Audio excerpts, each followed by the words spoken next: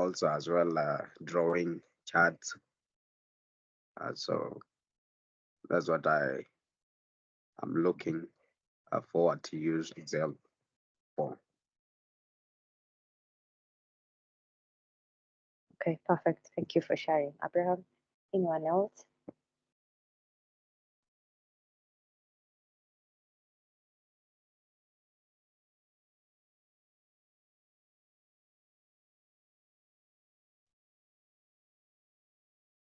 Yes, Wisdom.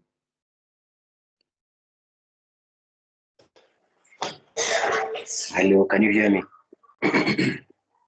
Yes, we can. Hello. Nice. Yes.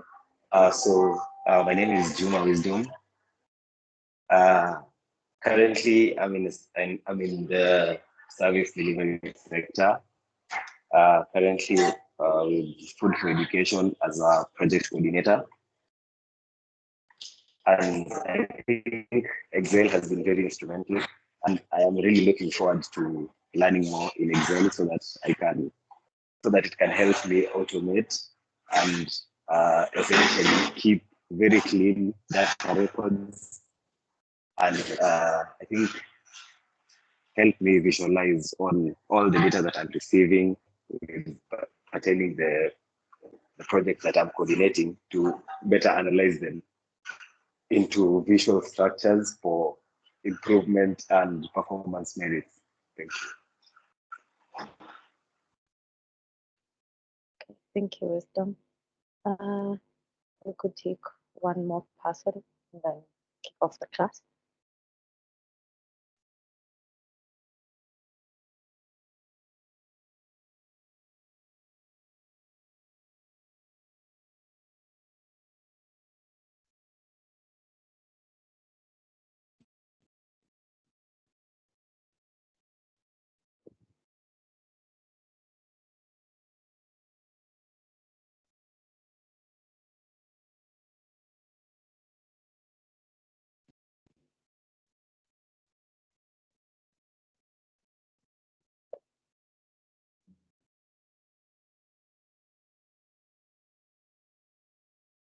Anyone else would like to just share with us what sector they're in?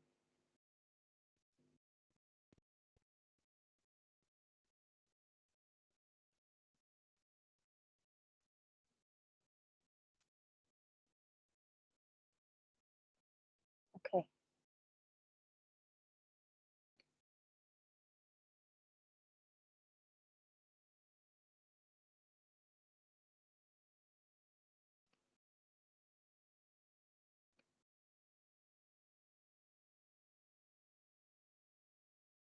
Okay. Let me share my screen so we can start.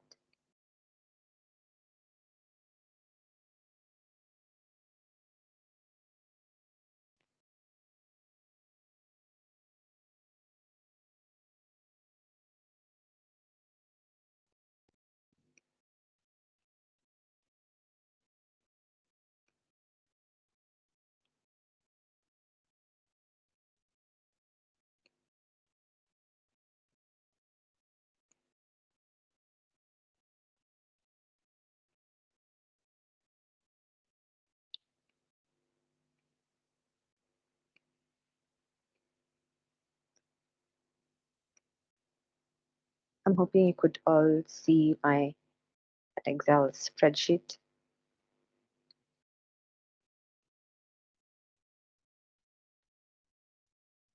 Can you? Could you kindly confirm? Yeah, we can. Okay, perfect. Thank you. Yes. So, thanks. So maybe we'll just, in the interest of the guys who've never used Excel before, we could just go through the overlay of Excel, then work into data entry, basic formulas and functions, and then we could pick up from there. Yeah. So, yeah. So basic Excel is a spreadsheet analysis tool. So it uses rows and columns to keep to store data. So each cell is a representation of a specific row and a specific column, and then each column is represented by letters, and the rows are represented by numbers. You could there are a couple of ribbons on the Excel spreadsheet. So at the topmost enables you to toggle over different functionalities in Excel. So the first section is the home section, which is basically used for data formatting and just creating or making your data more appealing or in the format that you would prefer. Then we have our insert section, which now enables us to add graphs, formulas, and tables, shapes, pictures, depending on what you prefer. You could also comment on your Excel workbook. You could also add links and many other functionalities. Then we have the draw section that enables us to now manually annotate on our Excel spreadsheet. Then we have our page layout, which now customizes the entire page setup of your Excel workbook. This could be now important when you proceed further and you want to create, say, a dashboard on your Excel spreadsheet, and you just want to customize your entire workbook to have a certain formula, or sorry, certain format, or certain background. So this is where this comes in handy. Then we have our formulas section, which now is an overlay of the different formulas that are available on Excel. It also enables us to now perform any functionality that is related to our analysis and looking at formulas, looking at our calculation options, and uh, name management and any other functions. Uh, our data section enables us to now link to Power Query for newer versions of Excel. We could also now customize our data in terms of sorting and filtering. It also enables advanced analysis, such as our what if analysis, which is kind of a scenario manager. Then we have our review, which is now checking more of checking the validity and uh, maybe autocorrection, the spellings in our data, looking at um, granting accessibility to different members of your team. And then we have our view section, which now enables us to customize how we'd like to see our data. So how would you like to format the rows and columns so that you can visualize and see our data set. Then at the bottom, we have our kind of sheet numbers. So you could work on multiple Excel sheets to create an entire workbook. So this will just enable us to now see what Excel sheet we are working on. We could also rename these sheets to fit appropriate titles for our data analysis. Then at the bottom right, we have now options to change the view of our data. So we could customize how we'd like to see our data uh, using this section. We could also zoom in and zoom out of our Excel spreadsheets just using the functionality uh, yep, at the bottom right, that is the scale panel. Yeah. Aside, so first of all, I'd like us now to work on now data entry. We see how we can key in data in Excel, in our Excel workbooks, and then how we could just basically format our data to have a more appealing feel. Then we can now move into basic analysis. Yeah. So we take a case study where we're using our Excel spreadsheet to manage, we're using our Excel spreadsheet for HR management. So we want to look at how many employees do we have in our organization, what are their names, how much do they earn, assuming, say, they work overtime, how much overtime pay do they get? Then we could also look at what department they are in. Yeah. So to our first cell, which is our A1, we could now key in employee ID. So we have different employee IDs. Also, I'm hoping to make this class very interactive, very hands-on. So I'm hoping that you've all opened your Excel workbook and then we can walk through this together. Yeah. Is that the case? Are your Excel spreadsheets open?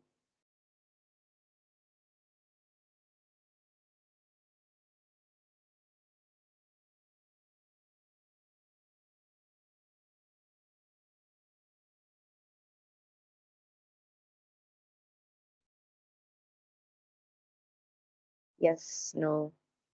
Do you need a minute so that we can start off together?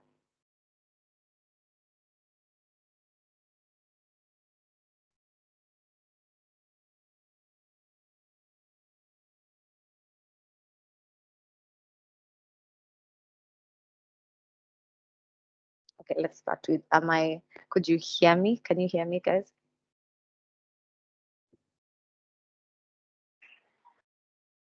Yes, Faith. Could you please make the chats available so that if someone has something to say, we can drop it there? Yes, I think it is. But it's going to be quite difficult for me to see the charts while I'm annotating on the workbook.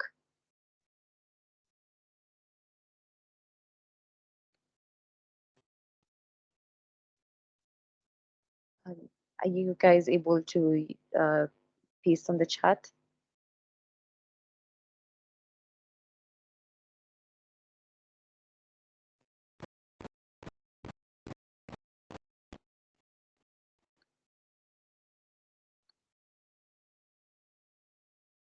Perfect, thank you.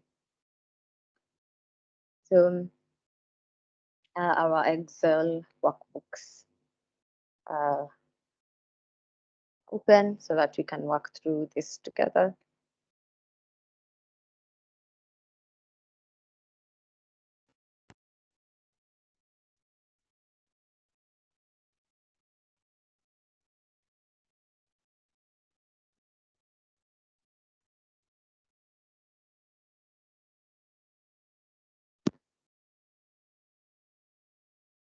Okay.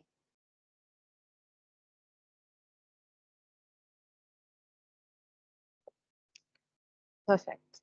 So so the columns that we're going to be looking at, or the specific keys that we're going to be looking at, is want to know and to have a layout of our employees. So we could have our employee ID, employee name. We could have this already here. So let's just take this and now have it on. Sorry.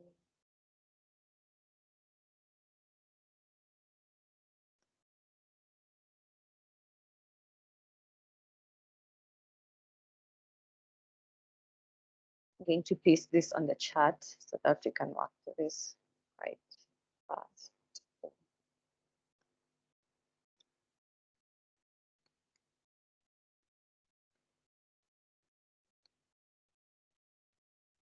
So the first thing is I have a different column. So I have the employee ID, the name, the position that they hold, the department that they're in, the dates they were hired, the hourly wage, the hours worked, the base salary, how many guys work overtime, and the overtime pay. Yeah. So first of all, we could see that we cannot clearly see all the columns in our data. So Excel enables us to now just adjust this so that we could have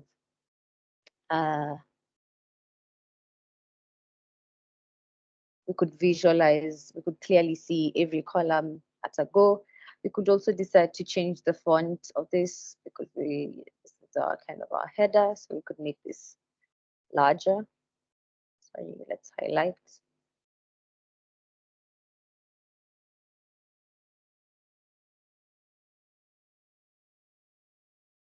Then since I've highlighted all the columns, you could now just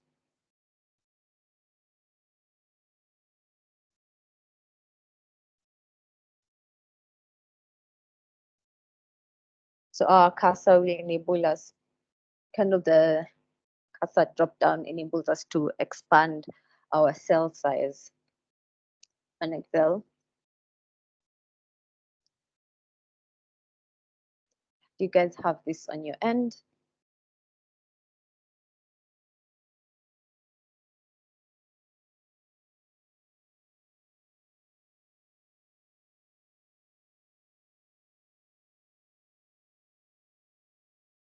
Okay.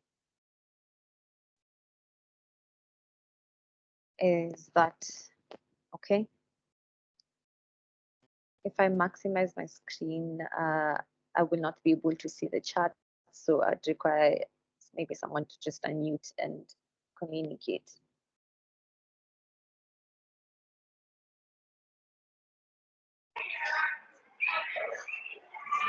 Are you guys able to see the workbook now? Yes, can see it. Okay, perfect, thank you.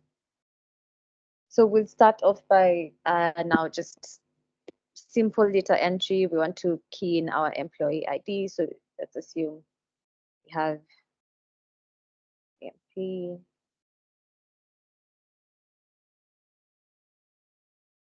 We could just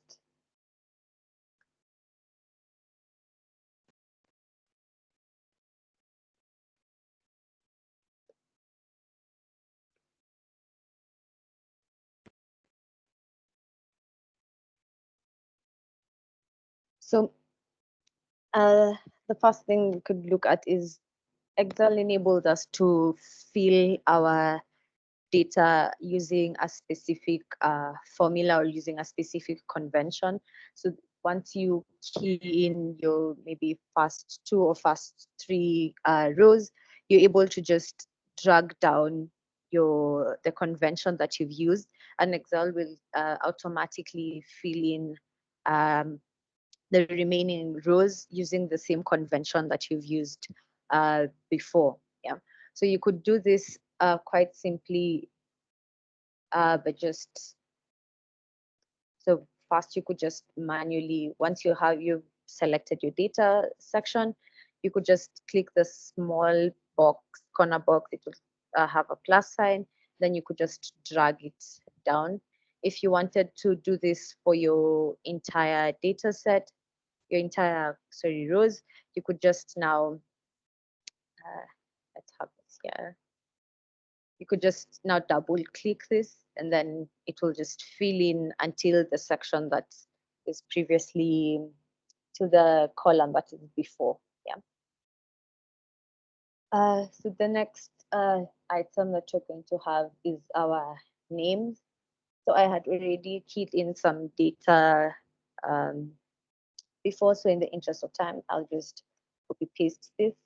Then I'm hoping to share this on the chat so that you could also have this.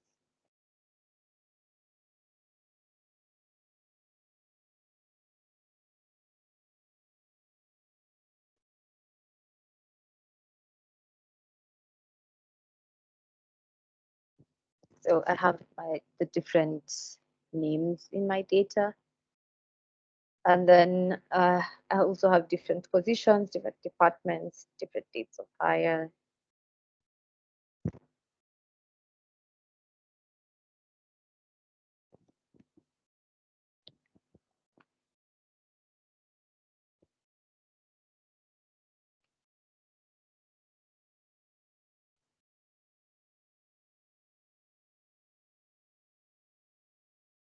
I hope you guys can see it on the chat.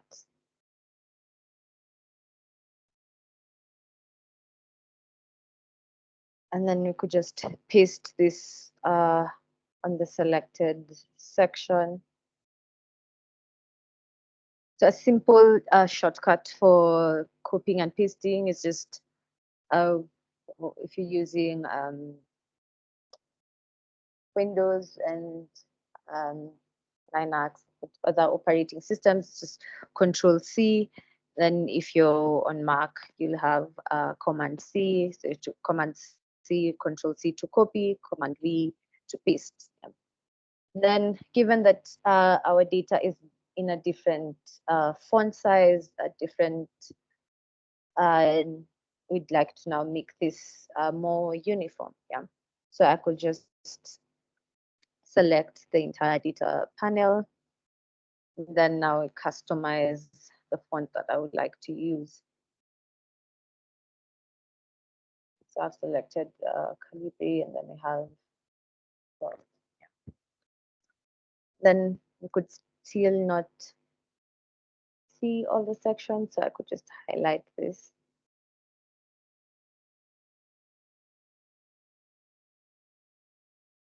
And resize the different worksheets. I hope you guys have the same on your end.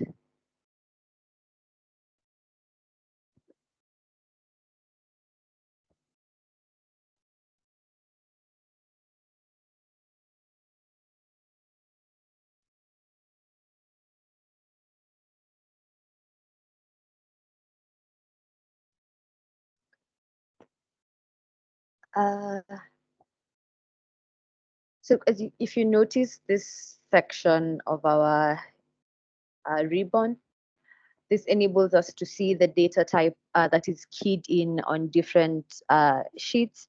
We have multiple options, and you could even go further to see and further customize the different cells.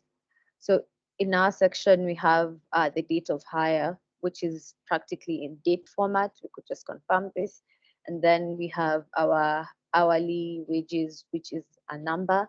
So since we have our $sign, we could now just make this into accounting format.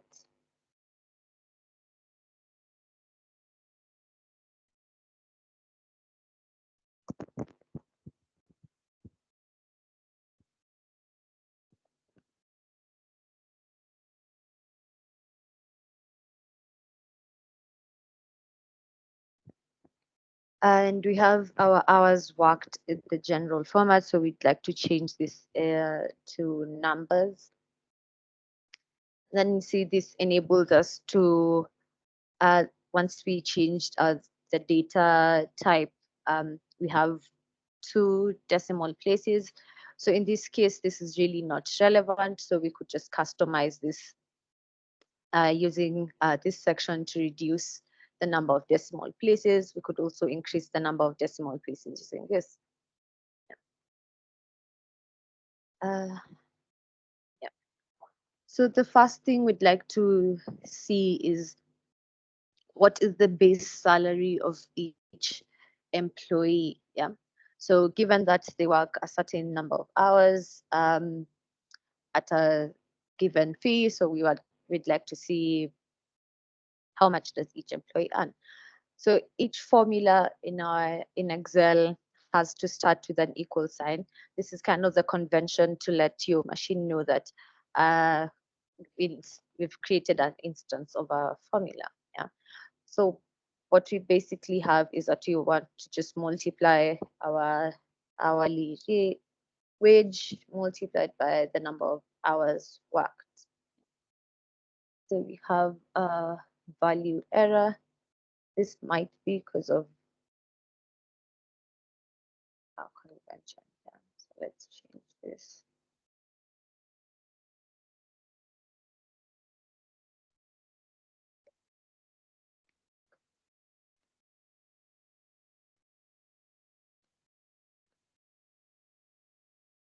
So since we had the $sign on our data section, and this was not kind of created by Excel. Excel reads this dollar sign as text rather than the dollar sign convention.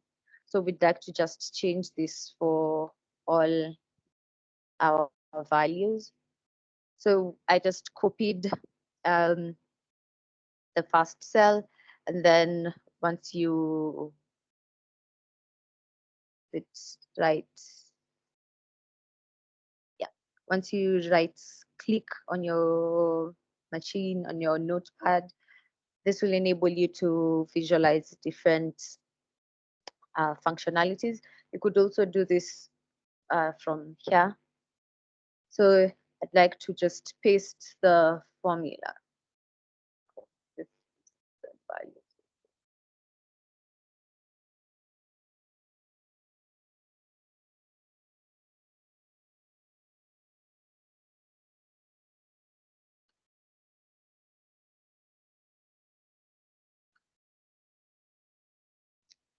Not changing.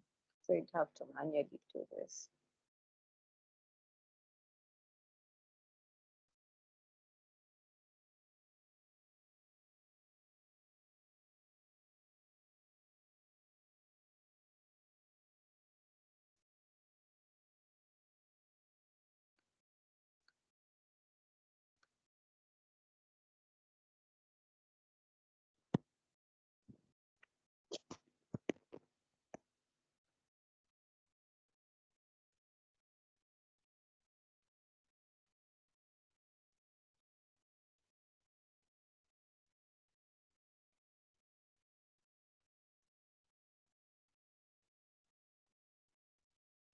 So I'm just manually resetting this on my workbook.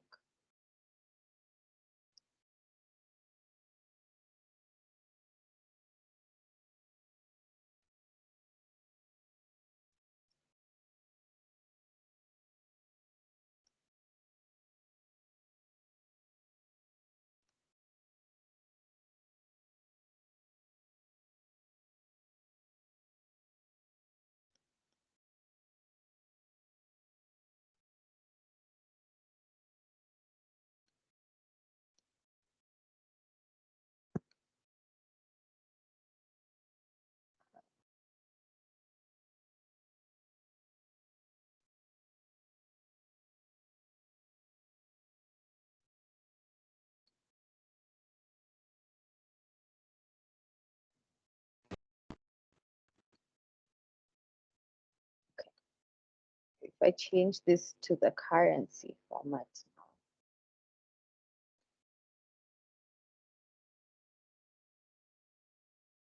I could now format this. So once you click on the currency section, this enables you to customize what currency you'd like to use. So if I'm using Kenya shillings, I have a wide array of different currencies that I can employ in my data. You could also specify the number of decimal places you'd like. So if I reduce this and I just press OK, this changes to no decimal places. Yeah. And then now our formula kind of still implies. So if you just click on the formula section, it highlights the sections that you've used to calculate your formula. Then you could just easily drag down your formula and perform the same operation on all the employees in your data. Yeah. So you could do this by still scrolling and dragging the section, or you could just double click this and have it in term and have it just automatically drop the formula for all the cells. Yeah. So if I just highlight this, the formula manually references to the next row values. Yeah.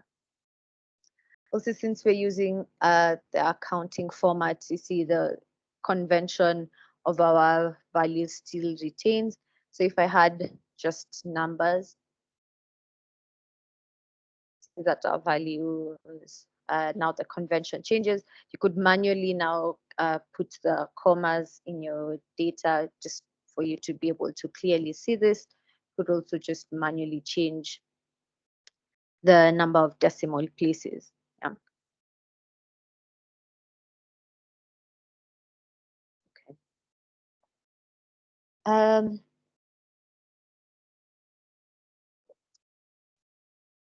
So now, assuming that each employee's work week is supposed to be 40 hours, we'd like to see how many employees work overtime. Yeah. So our basic formula would just be an instance where we want to see how many employees work overtime. So we just look at the number of hours worked and subtract this by 40, right? Then we could just still drag our formula downwards. Yeah. So from what you see here, we have instances where we have negative values, which kind of don't give us any inference, or they don't give us any convention. So we'd like to now edit this such that when we have instances where an employee does not have any overtime hours, we retain the value of 0, which would now give us a better convention. Yeah. So one of the functionalities on Excel is the if function. Yeah. So the if function enables us to specify a criteria that we want to perform analysis using. Yeah. So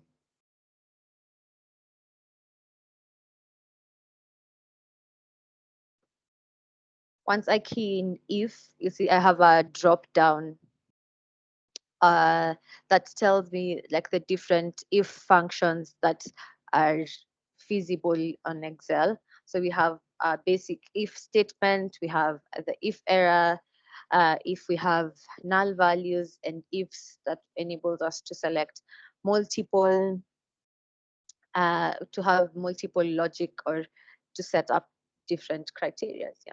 So the first what we're going to work with is just the if statement. So the if statement enables us to set 3 parameters. So the first section is the logic test. So what is the criteria that we want to set?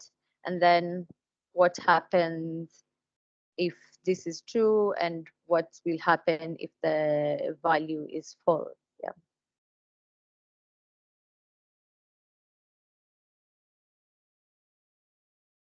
Before we do this, I think we could now start with, could have could first of all see what is the total salary of each employee first, before we now move into overtime. Yeah. So we could now have basic descriptive statistics in our Excel workbook.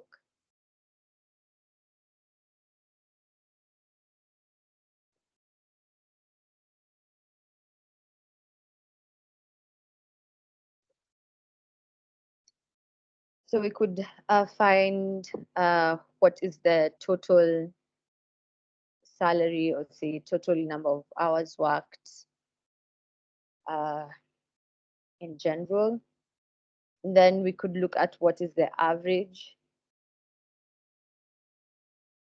We could also have a basic count to see how many values we have in our data. We could also have check the minimum,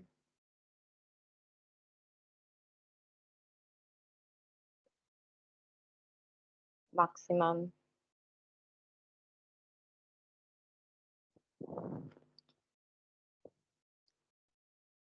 So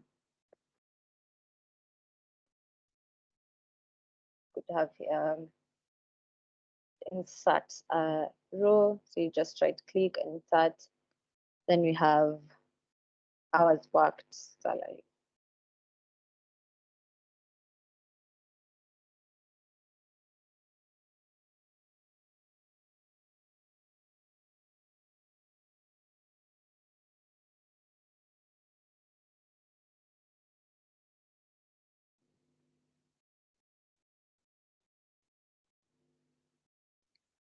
So basically, if you want to get the total, we use the convention sum. So sum will enable us to just have a simple aggregate of all the values in the selected column.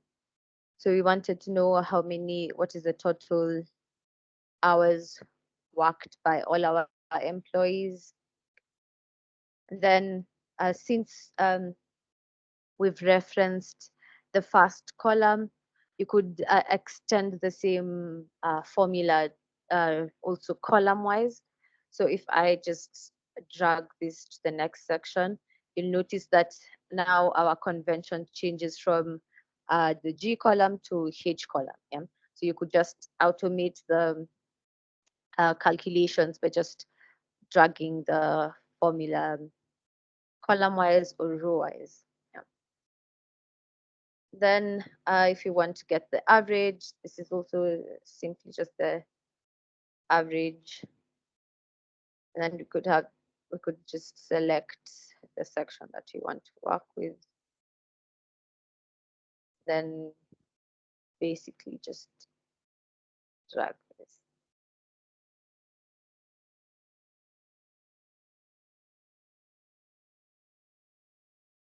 Then we could have a count of the number of data points that we have. So this is just simply count. Then we have 20 values. This would be important, say you have a large data set and you want to see, say, how many missing values you have, just a basic statistic to see which columns have missing values. Yeah. Then we could also see what is the minimum number of hours worked. So we just use min and select the section. Then we could also get the maximum. So just this.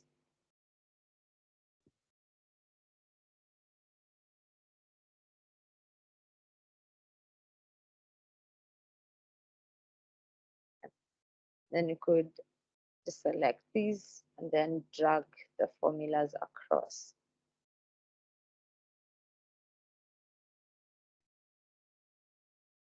Are we together? Are we at par?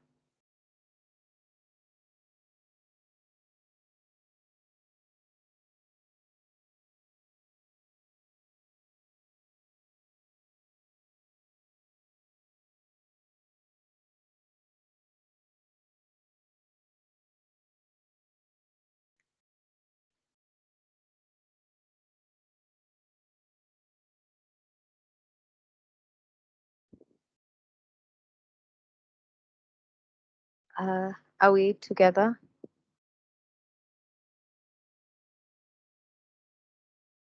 Yeah. Okay. Yes.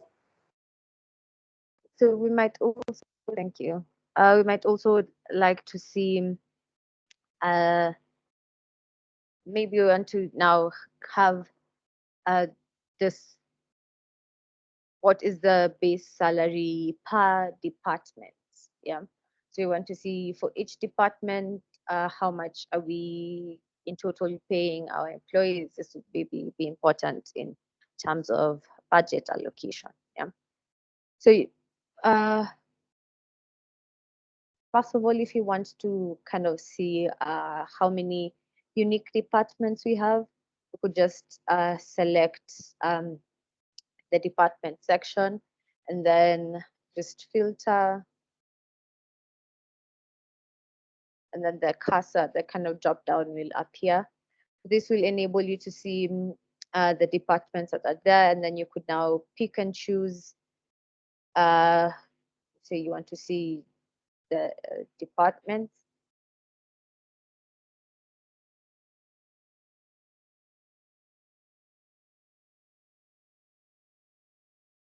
We could also now just, let's clear our filter. We could also use a function in Excel called unique. This will enable us to just have a list of the unique departments in our data set. Yeah. So it looks at in your entire section, the entire section that you've selected. Um,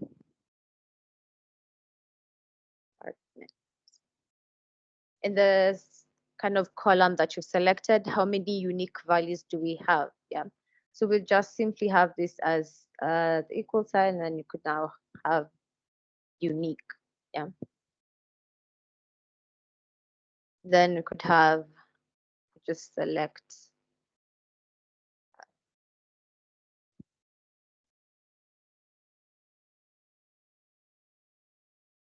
and now we have kind of a drop down of all the unique values in our kind of data set. Yeah. You'll note that this is in was in blue just because that the section we had selected to output our formula was one cell, and in this case we have multiple rows that are being output. Yeah. So since we have different departments, we could now look into what is maybe the total salary per department, and then we could also get what is the average salary per department. We could also see the minimum and maximum salary just to get a feel of the range of pay for each department. Yeah. So you could just have, we could just copy our section. Then since we want to have it now column wise, we could now paste it and then we could now select the paste special section, and then here we'll select transpose. Yeah. So what transpose does, it just given that we have rows, it outputs columns. If you have columns, it will change the convention to rows. Yeah. Then we're also looking just at the total, the minimum, and the maximum.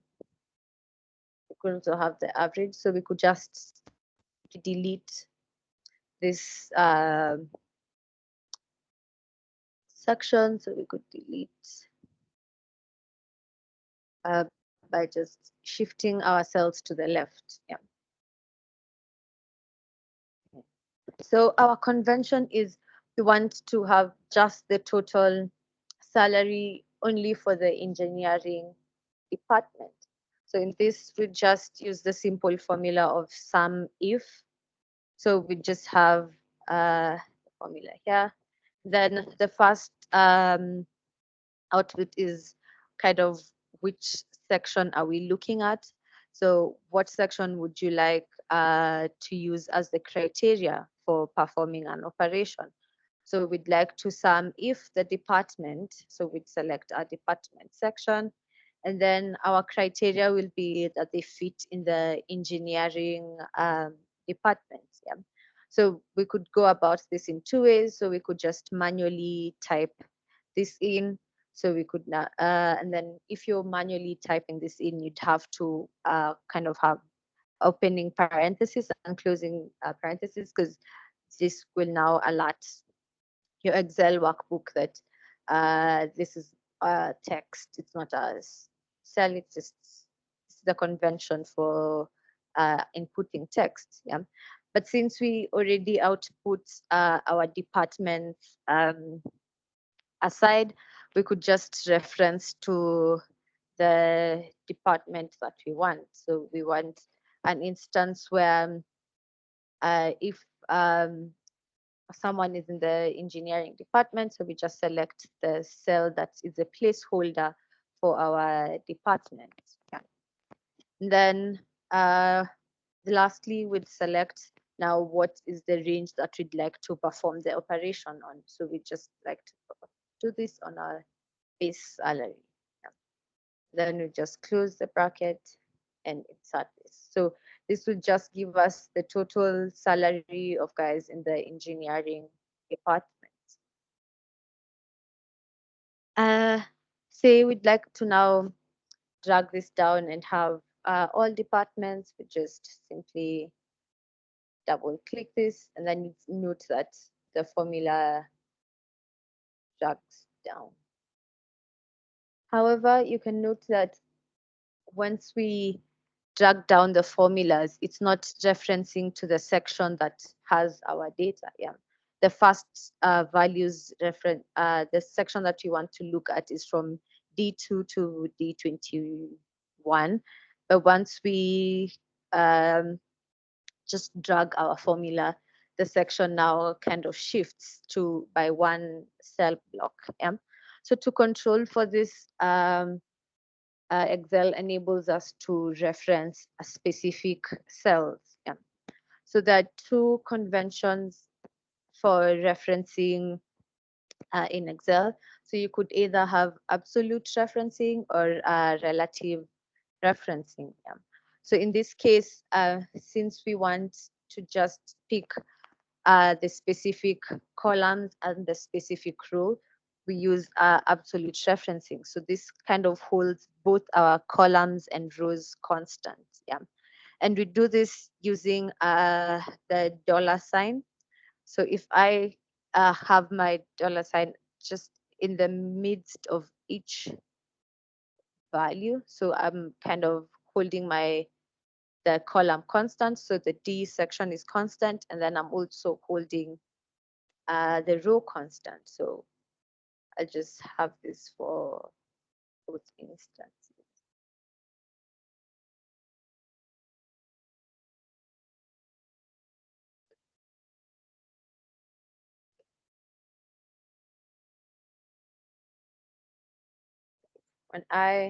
Once I drag this down, you notice now that our formula is just referencing to the same cells that we had selected before. So the convention is correct. Are we at par till there?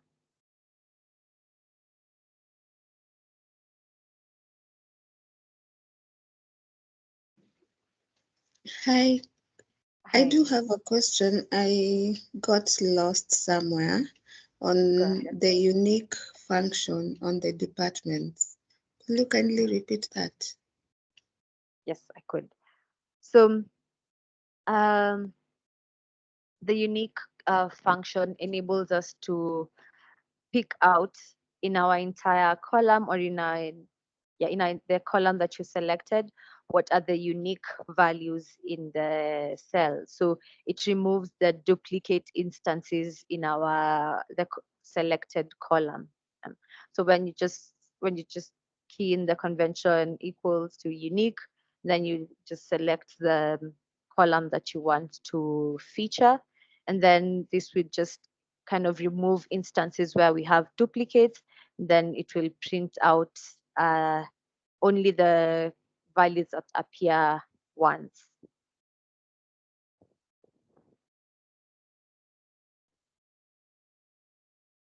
Is that clear? Can I clarify anything? Yes, it's clear. Thank you. You're welcome. So I'd like us to now attempt, I'd like you guys to attempt this on your end. So now we'd like to see what is the average, the minimum, and the maximum values for each department. So just replicate what we've done, but now using the different formulas that we have. Yeah. So maybe just 3 minutes. Then we walk this through together, or one of you can share the screen and then show us what they've done.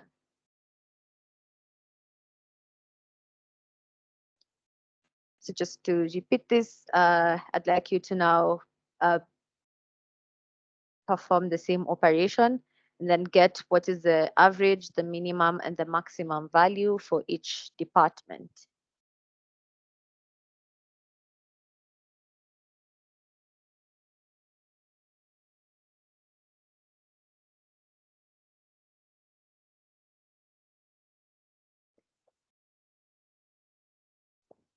Just 3 minutes.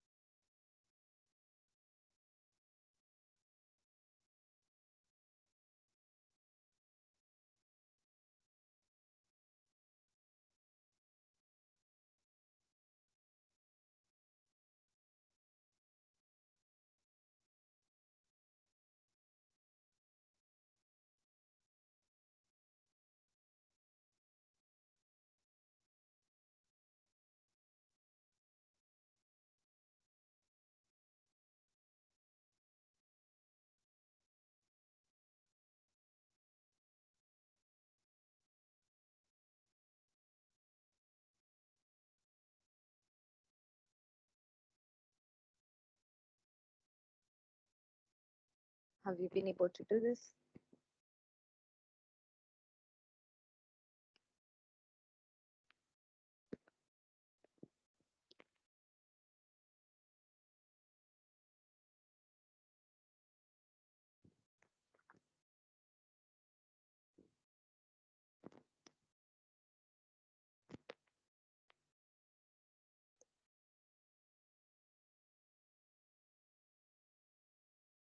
Yes, no.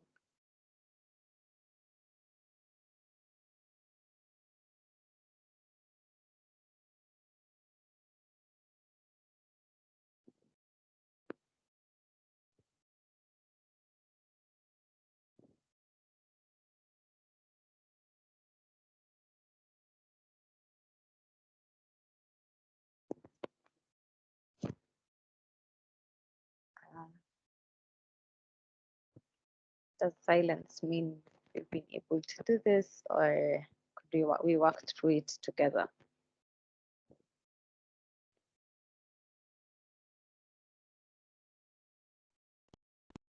Feel free to unmute and just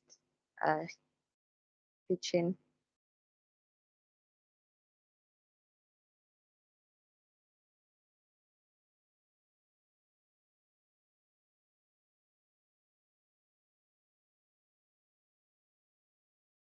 Let's work through it together.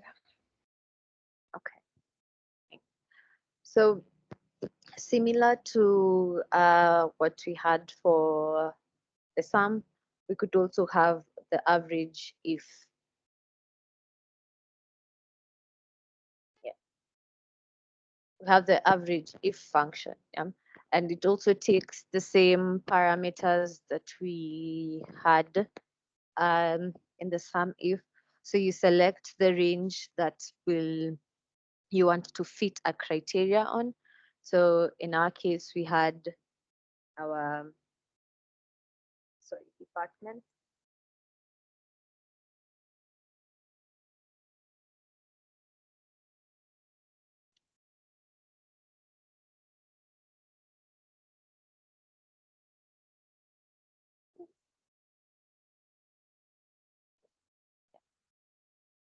Then we have the criteria is that they should be in the engineering department.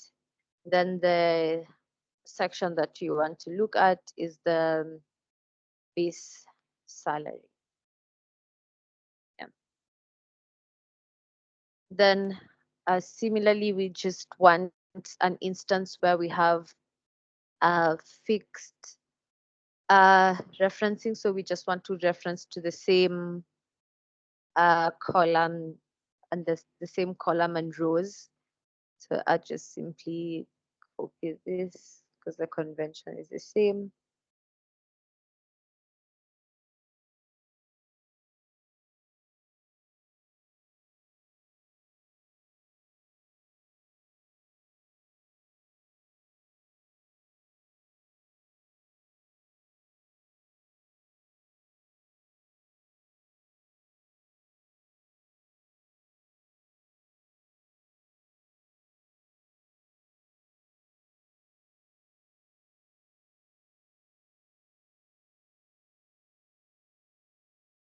Just this here.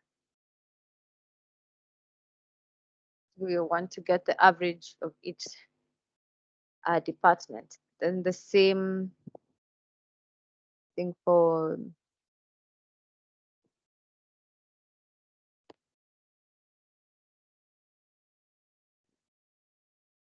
there's no minimum. But you have minimum ifs. Yeah. So I've noted that there's no minimum if, so you could have minimum ifs, and then just select the range.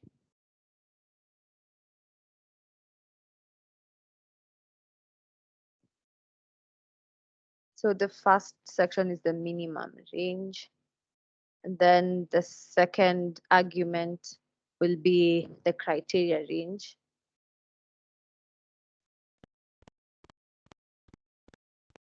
And then we want engineering.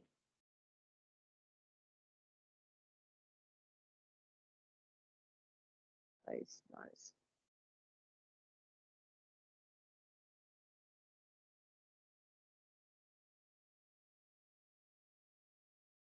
Yeah. So in this case, we have the formula. This is not correct. Oh, actually, yeah. So we have the minimum values in our engineering department, and then we have, this is the minimum. So since you could just use this ifs statement and just specify one criteria, and this should work. Then we'd have absolute referencing so that we maintain the rows and columns that we'd like to perform the analysis on. Then similarly, we could just now have the max and then have a max if, sorry.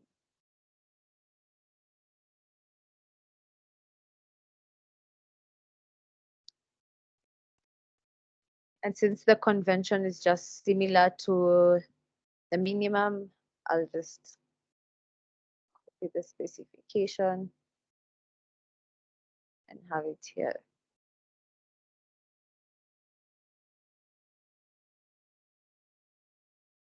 Then we also can have the count and have that with now output the number of people per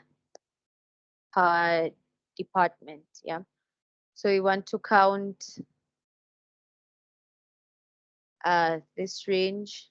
So we want to see the number of guys, but then we'd specify the criteria. So we want this department, and we have 3. Then I could just highlight this and drop down, and the same will be replicated now for all the values. Then you can note that the maximum formula has an issue. So let's revisit this. So you have max ifs.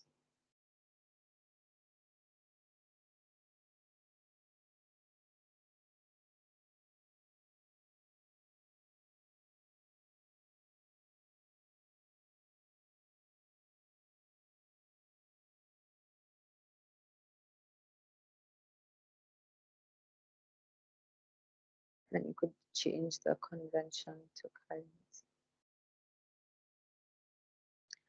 So now we have just a basic overview of our data sets. We know what is the number of guys per department, what is the range of salaries in each department. Then we also have what is the average value per department and the total per department. And then we have a more general feel of our data.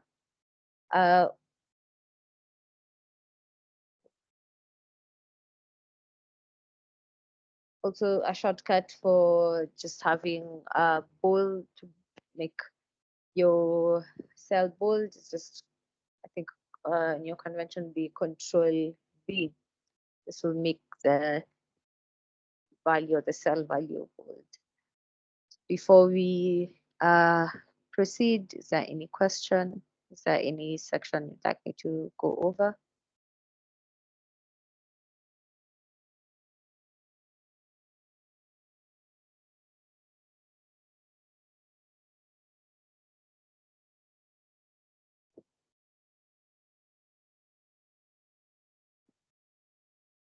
Okay.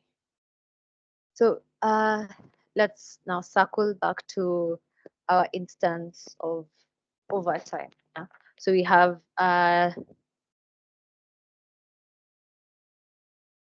just take this out. So we have an instance where we have different employees, some employees working overtime, and we'd like to compensate them for this section. Yeah, but once we just when we just manually subtracted this, we had instances where we had negative values, which kind of don't hold any convention or don't hold any knowledge. So we'd like to account for this. So this is where our if statement comes in, which is now enables us to set a convention or set a criteria that we want to perform different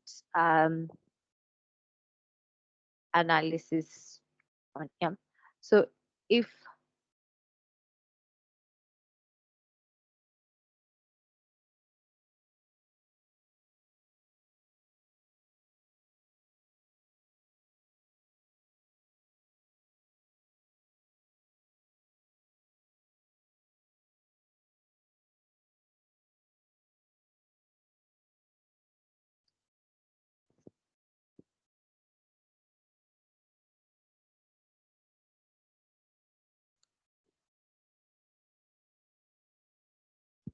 okay, so the first parameter is our logic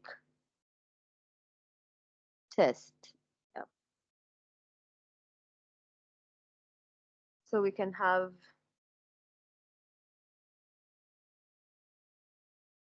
if the value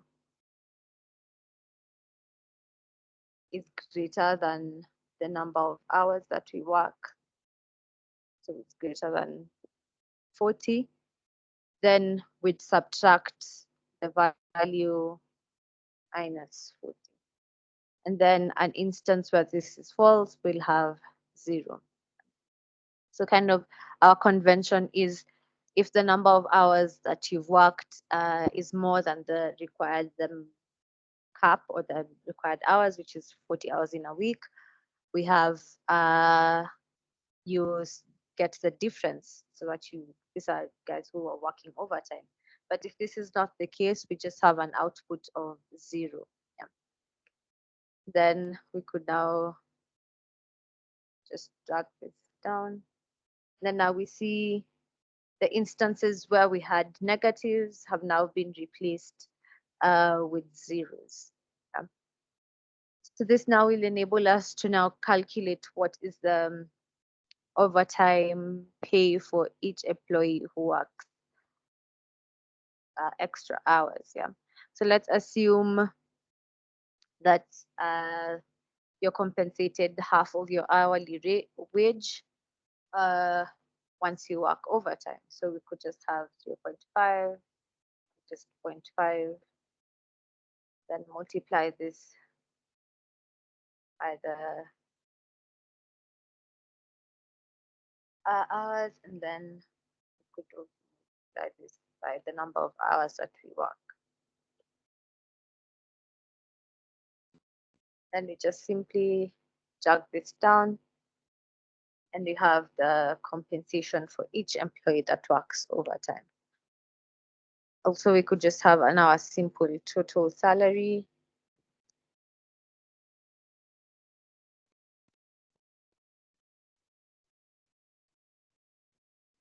Which will now be an aggregate of overtime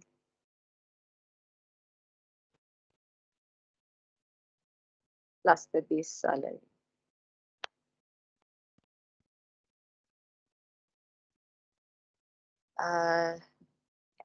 Is there anything that you'd like me to go over?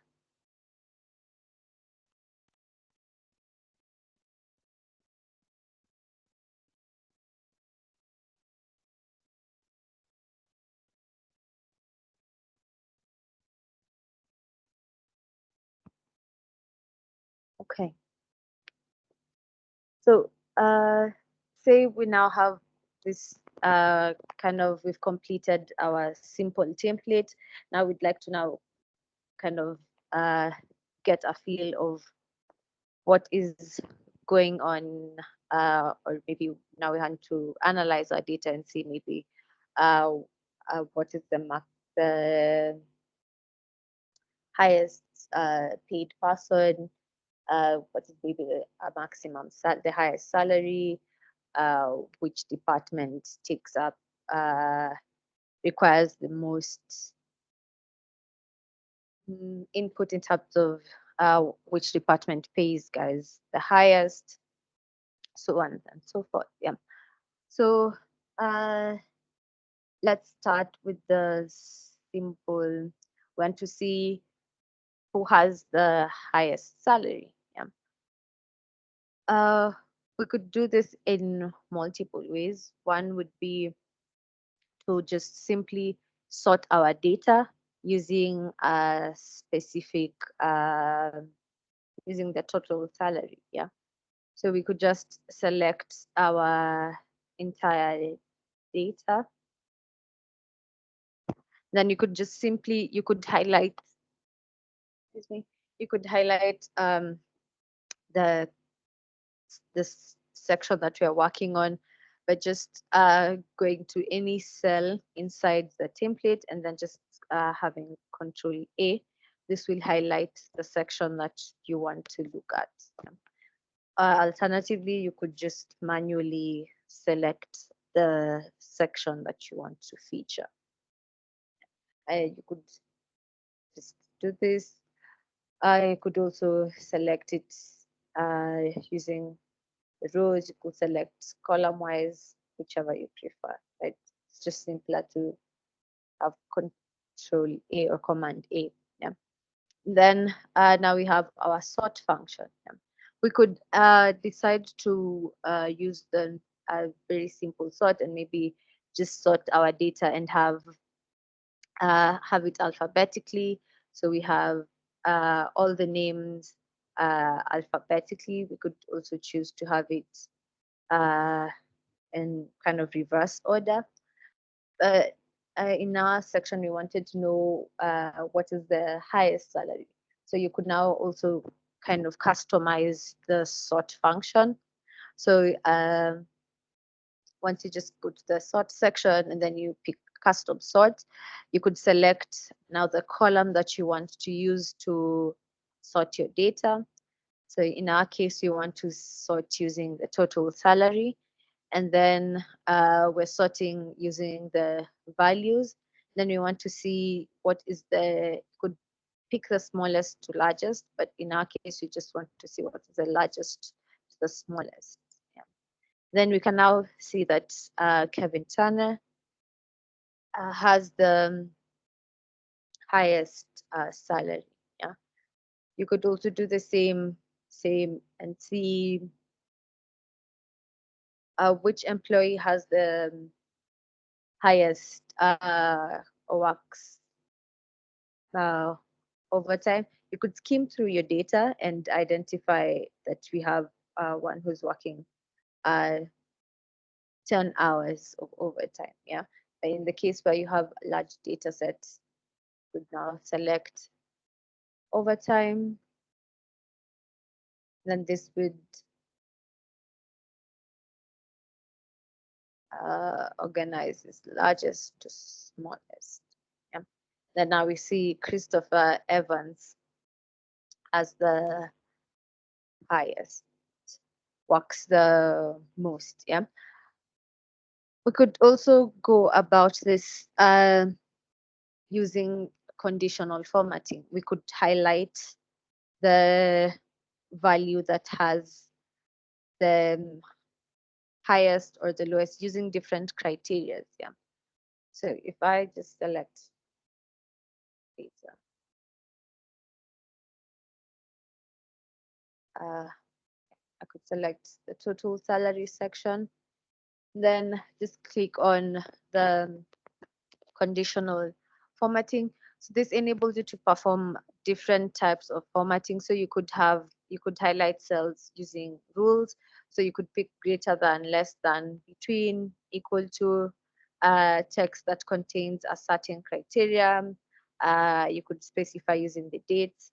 You could also kind of use duplicate values. Then you also have the option for top bottom rules. So you could have maybe the top 10 items, the top 10%, and so on and so forth. You could also have data bars that enable you to fit small visualizations of each section inside the specific cells. Then you could have color schemes, and then you could also select different icons that you want to specify with. You could also create your own rule, clear the rules, and manage the rules. Yep. So we'd look at this in depth when we have now a larger data set. Yeah. So in our case, we want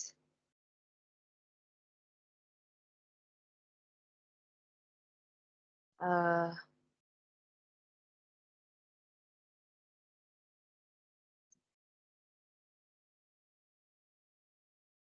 we can now use the icon set, and then just let's pick this. And then it kind of manually presets values. In our case now we have the top values being highlighted in green.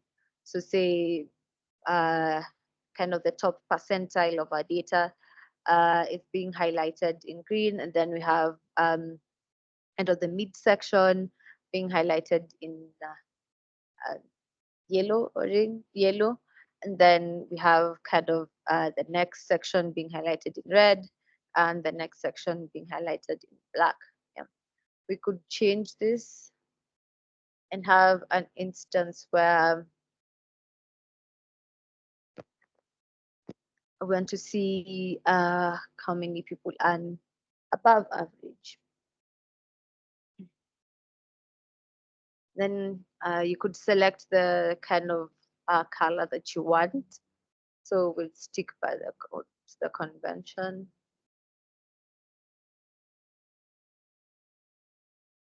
Let's clear.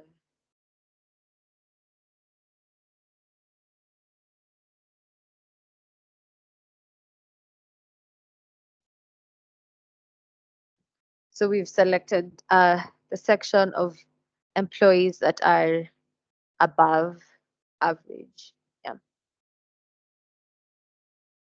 We could also decide to have small data bars.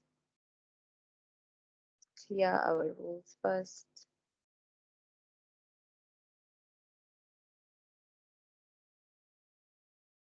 This just simply enables us to visualize the salaries or the amount of salaries inside our cell. Yeah. So you have the highest occupies the entire cell, then the lowest occupies a less, like a smaller section of a cell. So aside from this, we could now kind of get the name of, instead of now highlighting and then having to kind of just check your data, we'd like to see who is the sorry, who is the employee. Let's start with a simple case. Say you're given employee ID and you would like to see what is the name of this person. Yeah. So let's say we have employee ID here.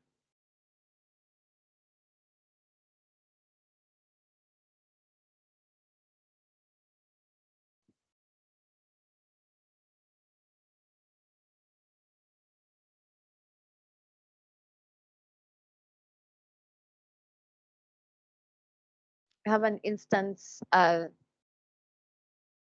you don't know what the name of the employee, and you have a large data set, and you just like to now confirm what is the name of this employee. Yeah.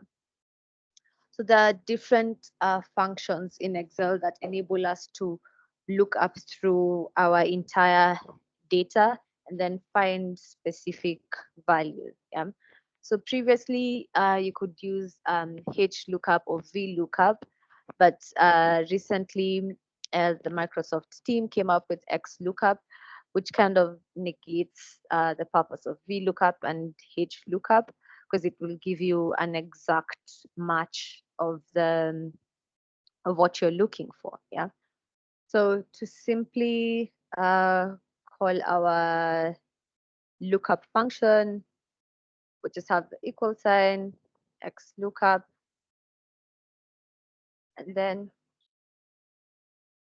sorry, yeah. So you have X lookup, then you have what value do you want to search for, and then which section do you want to look at. So we want to feature employee ID. Sorry. Then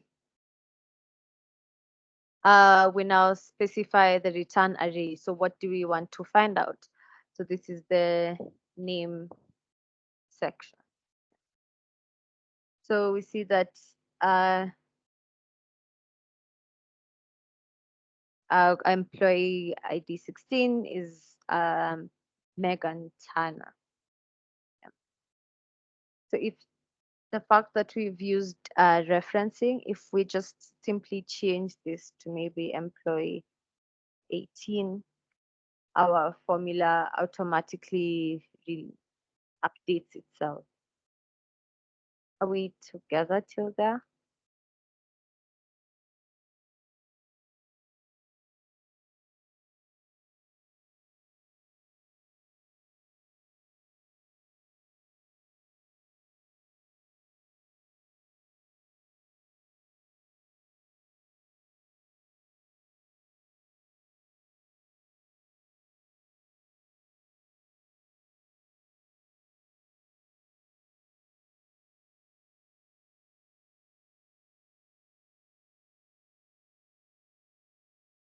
Yes, no.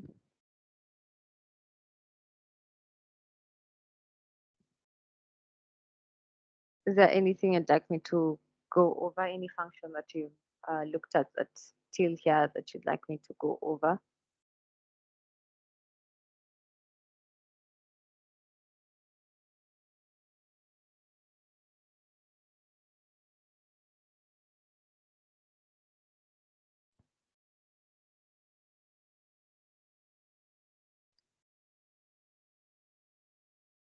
Also, XLOOKUP enables us to now specify to have kind of more specification.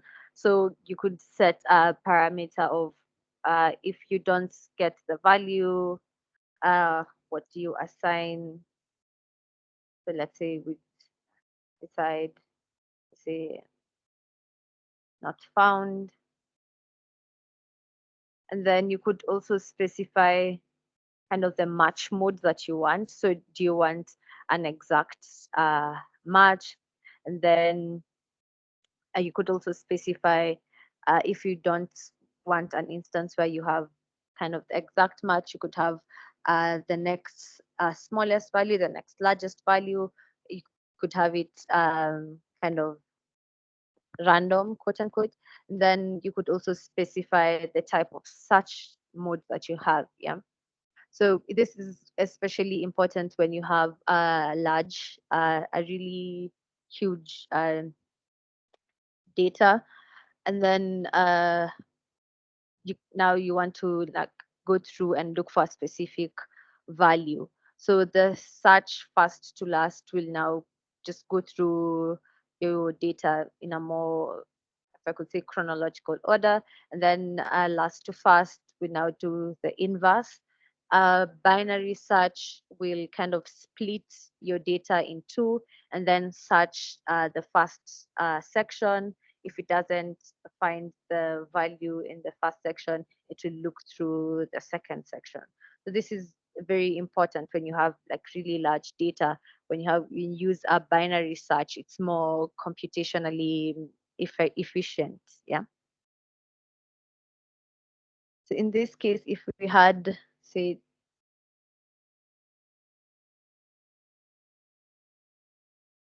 we'd have an instance not found.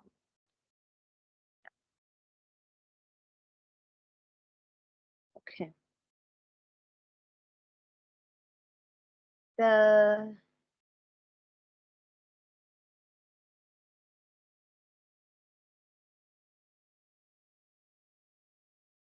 in cases where you perform a similar, or maybe the convention of your data is fixed, so you have sections of Excel workbooks that have the same design or the same structure, you could decide to now assign names to different cell or to different columns. Yeah. So if I know my Excel workbook will always have my first section being employee IDs, I could decide to now specify that this section or this number of cells will always be employee IDs by defining the name. Yeah. So if you look at the cell kind of A1, this is now our kind of our conventional cell name for this section. Yeah. But we could have an instance where we just want to call this employee ID. So we could just select this. Then in our formula section, we have a define name section. Yeah. So when we click this, we just now decide to call, we have this is employee ID.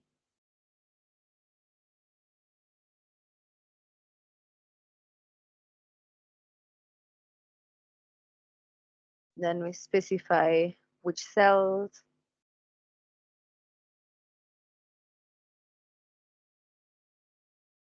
So Excel does not allow us to have spaces in our naming. So in the case where I have a space, I have to key in the underscore. So what happens is when I click any this category here, this entire section is now, sorry, is now our employee ID value. Yeah. So in my formula, instead of now specifying I want cell A2 to A21, I could now change this and just write employee ID. Yeah. So this selects the entire section. This should be in quotation.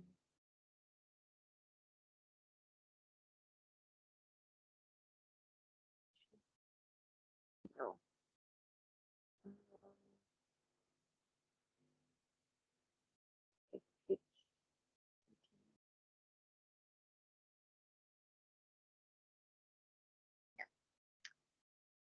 If I change this,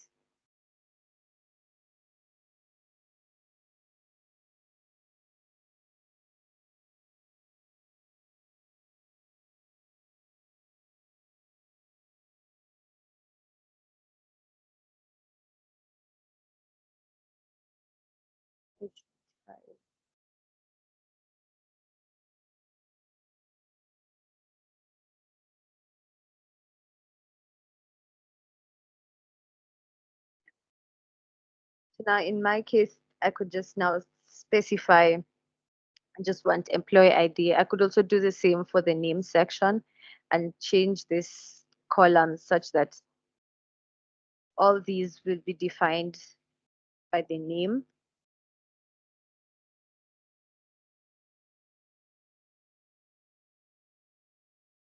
And I could edit my formula and have name.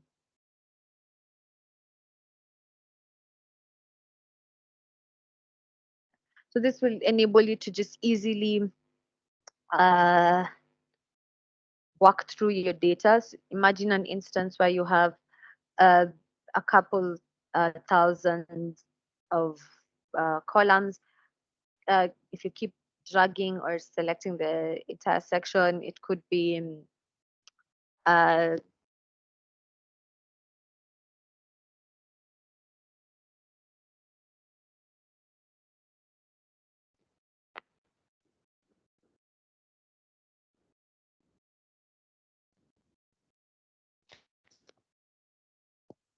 it could be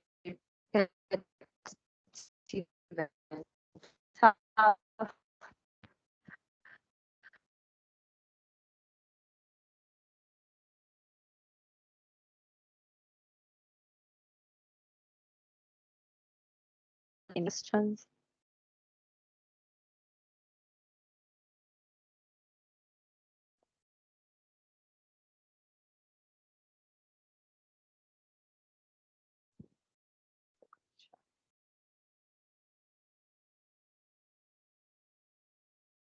Are there any questions? Are we at par?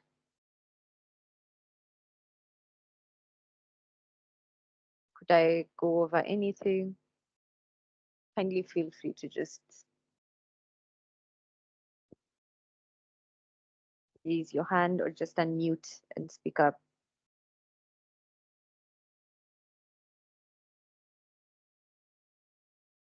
We're good. Okay. Anyone else would like to confirm that you're at par? Faith says we're okay.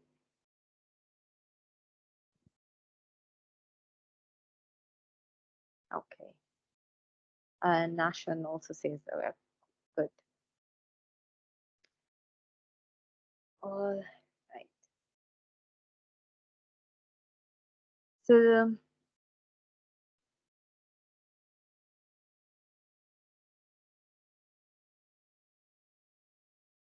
maybe we could now attempt this. So let's say we have we want to see what is the net salary of each employee.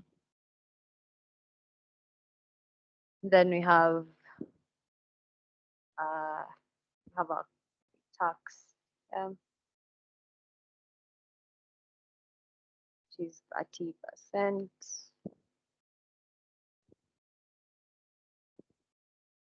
So let's apply the tax on each employee and then see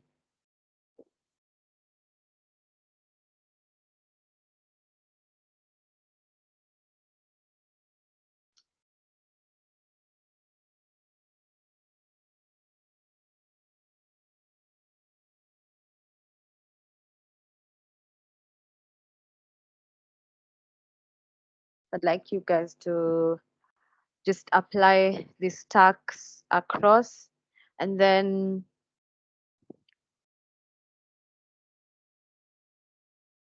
let's also get now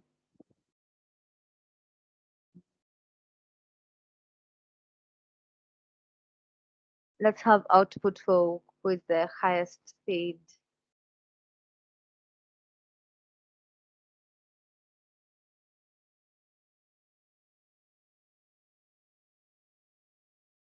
Highest paid.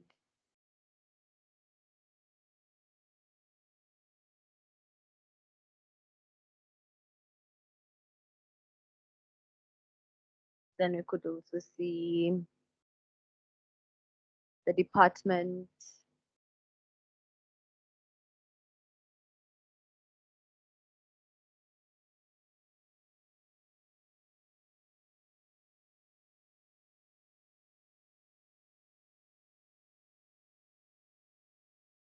You want to see the highest paying department. Then we want to see the highest paid employee, the lowest paid employee. And then you also want to apply the tax on each kind of employee salary. Yeah. So I'd give you like the next 3 minutes to try this out. And then we can reconvene and see what if you have any outputs. Is that okay?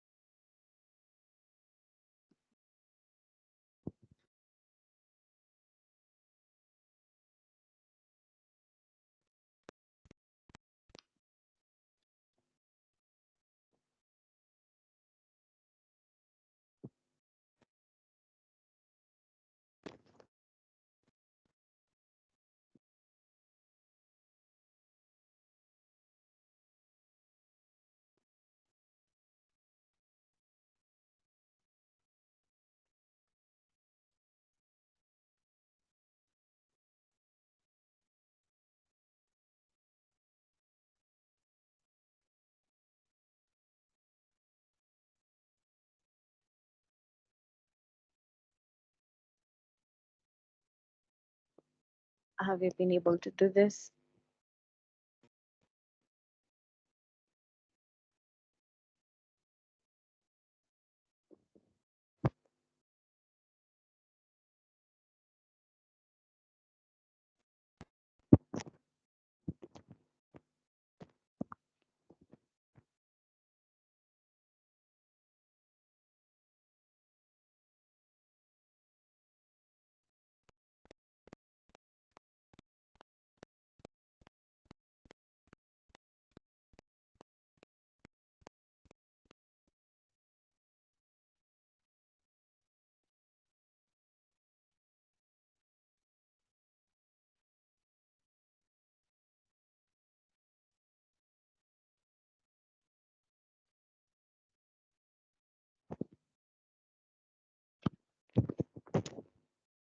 Yes, no.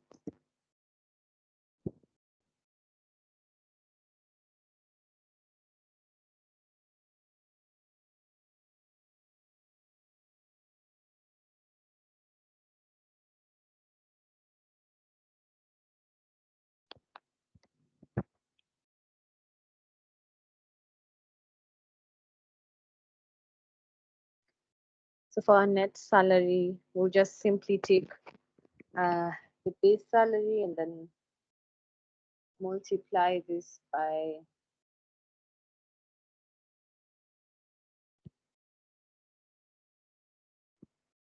then since we want to have our tax value will remain constant, we'll just hold this fixed.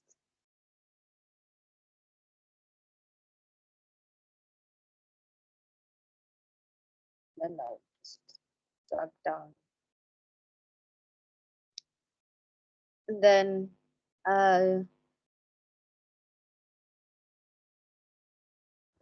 for the highest paid department,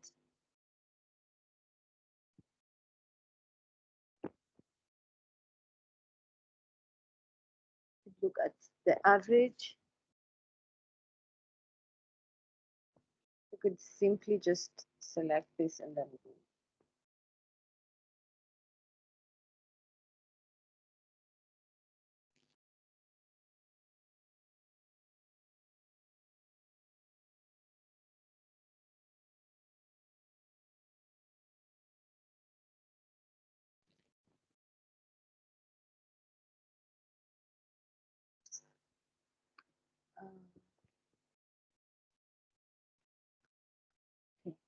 I could just highlight sections.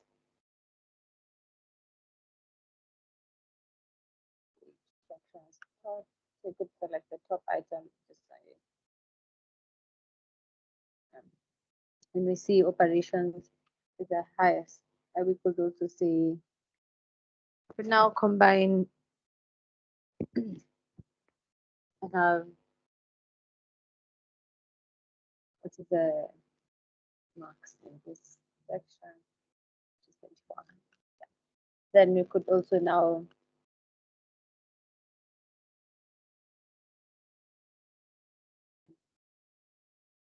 we could combine formulas down output at the department that has the highest.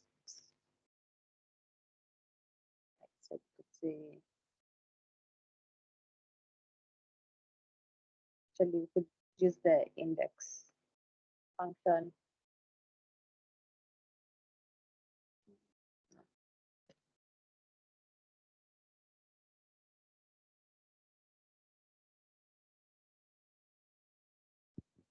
We look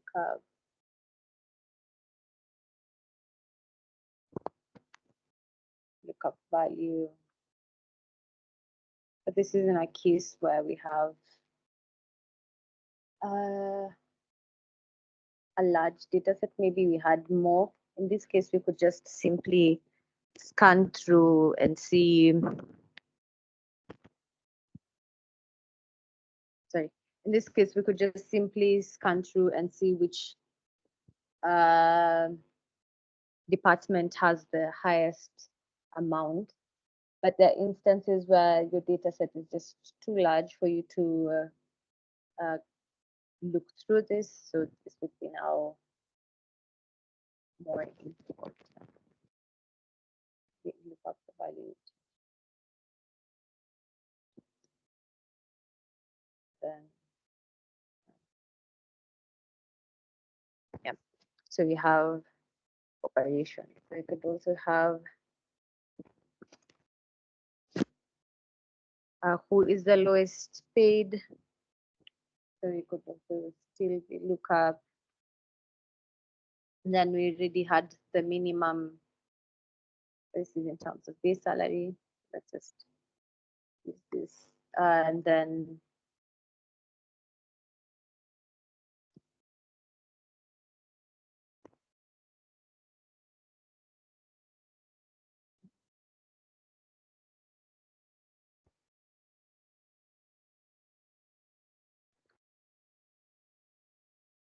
and since we had it just name. Sorry.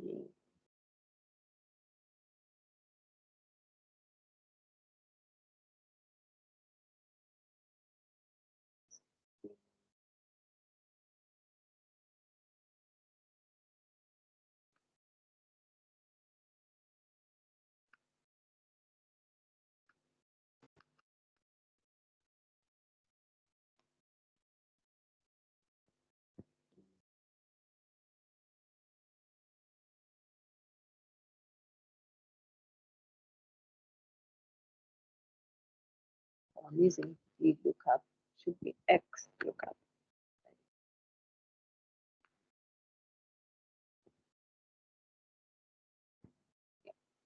So we want to look up that specific array and then we want to return the name.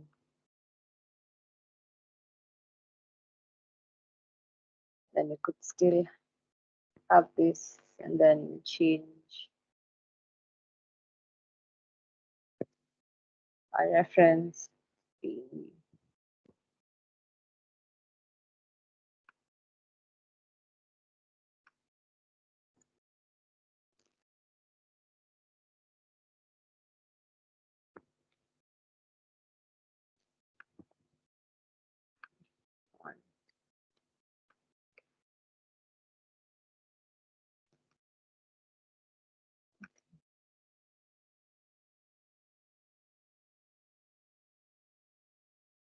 I specified, so we want to look up this value.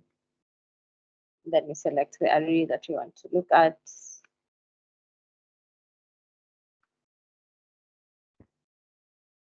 What we want to return.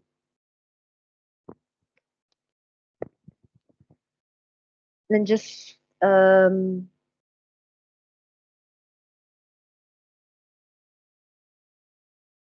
we could have a very time is up. We could look at this. We could look at basic charts tomorrow. And also play around with more functions and now look at pivot tables. But that's it for today. Unless there's any question, any section that you'd wish I clarify, I'm happy to do so.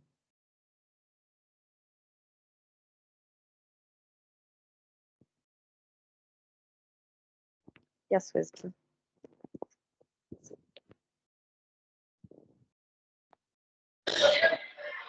Can you hear me? Sorry? Can you hear me clearly? Yes, yes, I can. Okay. Thank Thank you you. sound a bit muffled.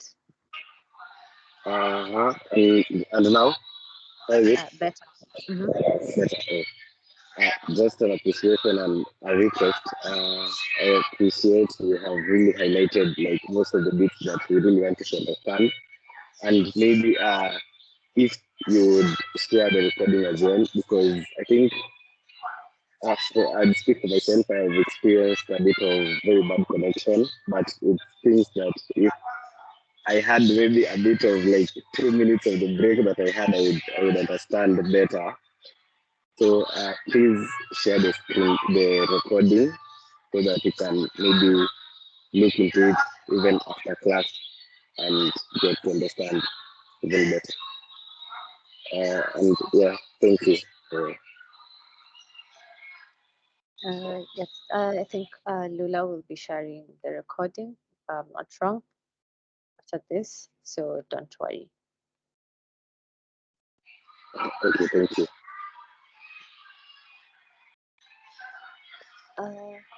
Yes, William. For me, it's a question. I have noticed my Excel does not have some of these formulas, like unique, X lookup. So what can I do? Do I have to to buy a newer version of Excel, or is there a way I can go about it?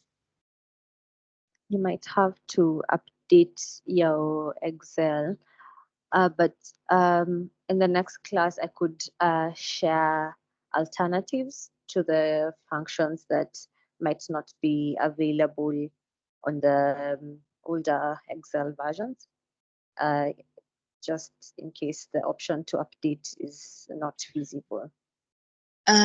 I have tried updating, but I'm on the latest update. I'm using Excel 2016, and I'm on the latest version update in that case, but I still don't seem to have these formulas, especially for unique, which I thought should be there. For X lookup, I've seen it should be on the newer versions. So I don't know if there's anything I'm missing out, or there's a way I can go around it. Maybe I could research more on why the unique function is not there, because it should be there if you are using the latest version of Excel. But I could just inspect this, and then I could also look for alternative functions to the unique function, just so that you don't miss out on anything. Okay, thank you. No problem.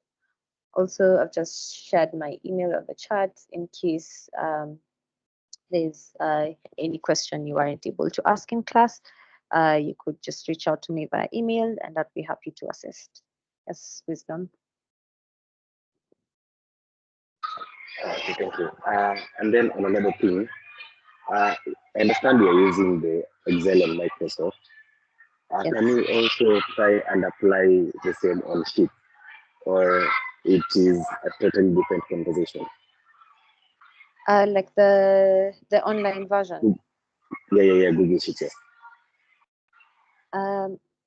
Yes, you can. You can apply some of the functions, but the online version misses a couple of functionality that is available on the desktop version. So you might encounter instances where you're not able to do certain things on Google Sheets. But I understand the reason why you might want to do this for collaboration. So we'll look at the ways that we can collaborate using the Excel sheets. So you can maybe use, you can share a OneDrive with your team. Yeah, we'll look at this maybe tomorrow. Yeah, as options for version control and working as teams. Okay, thank you. Thank you. Actually, I was just to raise the concern of sharing and working as a team. Thank you. Okay.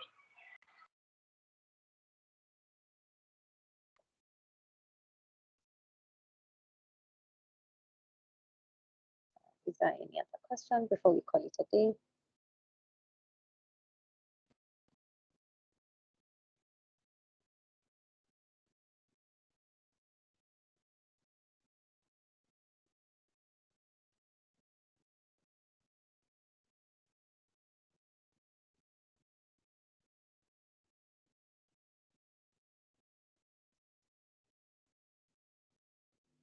Okay. Any other questions? Hope you have a lovely day, and see you tomorrow. Unless do you have anything to add, Lola?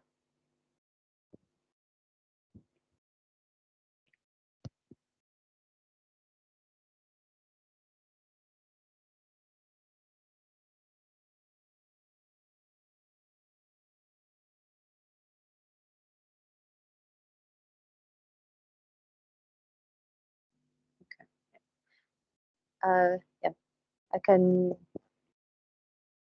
I could now. Can I share the workbook tomorrow so that we have a more compiled version, and maybe I could also add comments on the worksheets so that it's easier. That would be better. Yeah. Okay, thank you. Other than that, have a lovely day.